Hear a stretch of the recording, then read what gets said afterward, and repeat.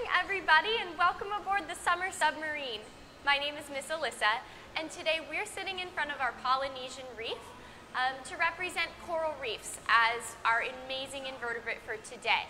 And I think this is going to be a really good segue into next week because Monday is World Oceans Day. So I hope you're excited to celebrate our oceans and all the things we can do to help protect it. And since corals are a really, really important invertebrate to our oceans, we are going to be reading a book today about coral reefs and how we can save them. So this book is called The Brilliant Deep, Rebuilding the World's Coral Reefs. And it was written by Kate Messner and Matthew Forsythe. I'm actually going to take the sleeve off of it so that it's just a little bit easier to hold.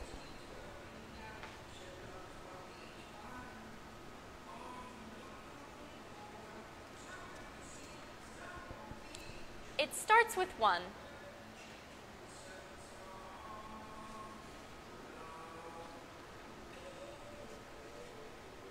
One night, after a full moon, the corals begin to spawn, releasing first one, then millions of tiny lives until the waters swirl like a snow globe.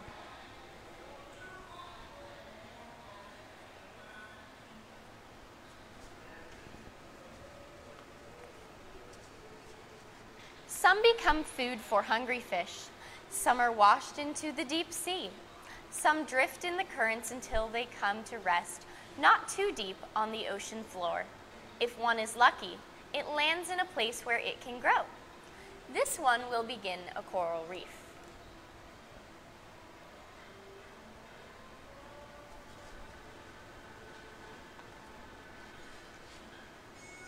Ken Niedermeyer grew up near Florida's Kennedy Space Center watching America toward the moon.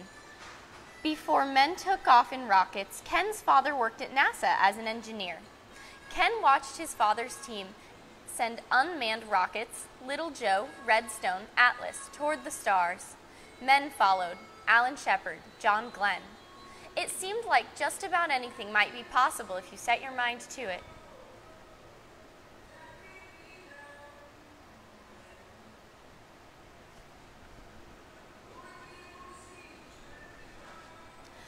But Ken's dreams weren't in the stars. He loved the ocean. Me too, Ken. He watched TV shows about underwater explorer Jacques Cousteau.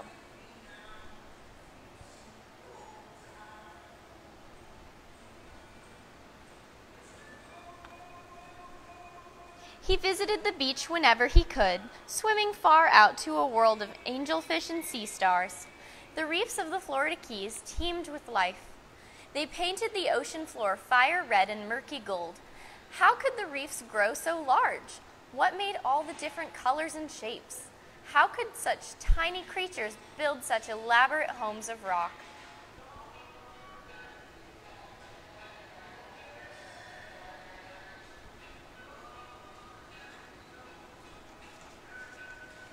Ken learned to scuba dive and began collecting fish to keep and study at home. At one point, he had 30 aquariums in his bedroom, all bursting with life.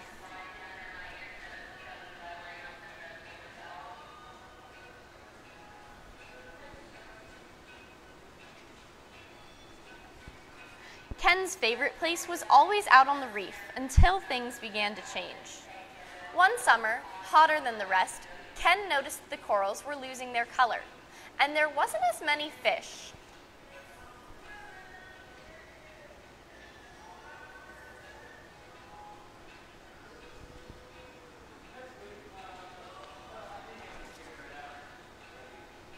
And here's what it looked like.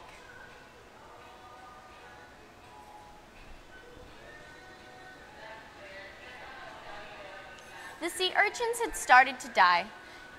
They are the gardeners of the reef, tiny groundskeepers who control the algae, but Ken didn't know that at the time. Even scientists didn't understand what an important role the sea urchins played until they were gone. Ken watched his favorite place in the world begin to fade away. The reefs were dying, and it seemed like there was nothing he could do to save them.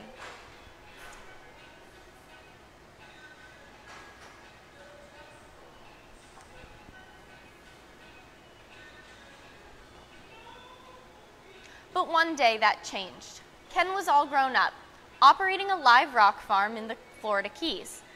Live rocks aren't really alive. They're rocks covered with algae, mollusks, sponges, and other invertebrates. They're used in saltwater aquariums as decoration and to filter waste from the water, turning poisons like ammonia and nitrates into harmless compounds. This makes the water safer and healthier for everything that lives in it.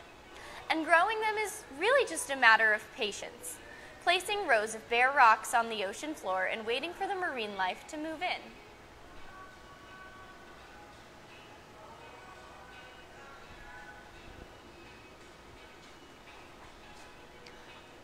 On one moonlit night, a nearby coral colony spawned, and a few of those delicate lives found their way to Ken's rocks.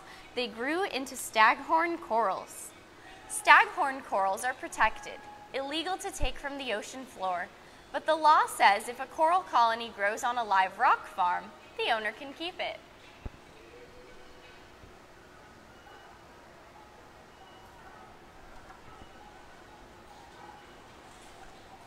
Ken could have sold his specimens to someone with a saltwater aquarium, but instead, he and his daughter had an idea. As the corals grew, they cut off pieces and attached those pieces to other rocks.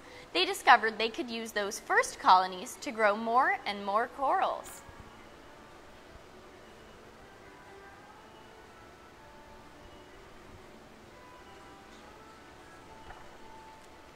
What would happen if someone grew a coral colony and then tried to plant it on a dying reef? Would it grow? Could that colony help rebuild the reefs Ken loved? Could a reef come back to life? Ken made plans to go to the reef where he'd loved diving as a kid to find out. He selected his coral colonies. He loaded his scuba gear and supplies and set out for the reef.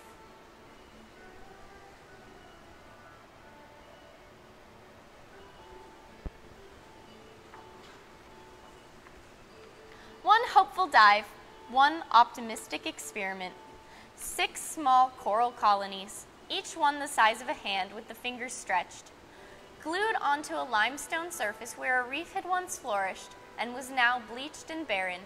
Would they grow?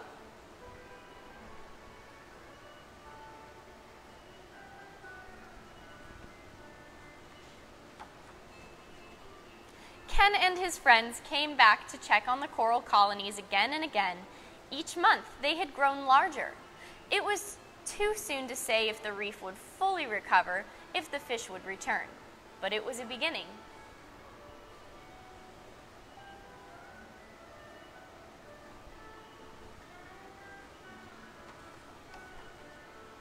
Ken started a group called the Coral Restoration Foundation, a small army of volunteers on a mission to restore the reefs. They hang bits of coral on special underwater trees and lines where the corals can grow. When the corals are large enough, these farm-raised colonies are loaded onto boats with volunteers, dive equipment, and tools. Then it's out to a new home. The corals will help to build. Sorry about that.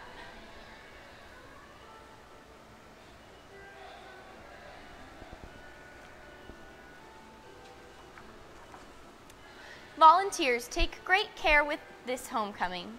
They search for the right spot, a place where each coral colony can hold on once it's grown enough to attach to the reef on its own.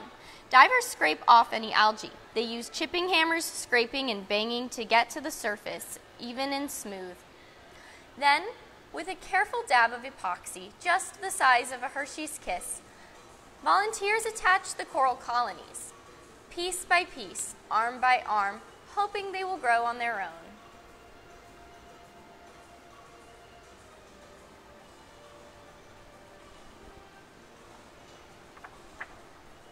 Today, the transplants are not only surviving, but also reproducing.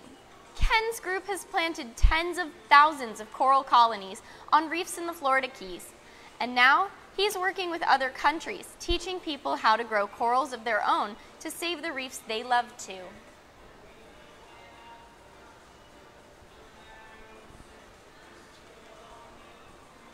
Tonight, the moon will be full and bright.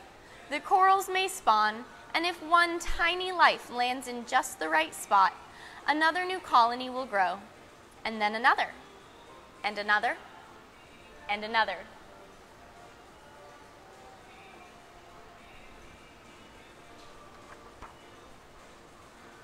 It starts with one.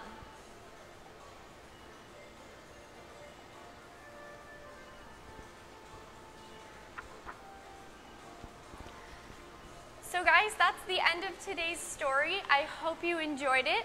It was a little bit more advanced than what we normally do. So if you have questions, I'm more than happy to answer them in the comments.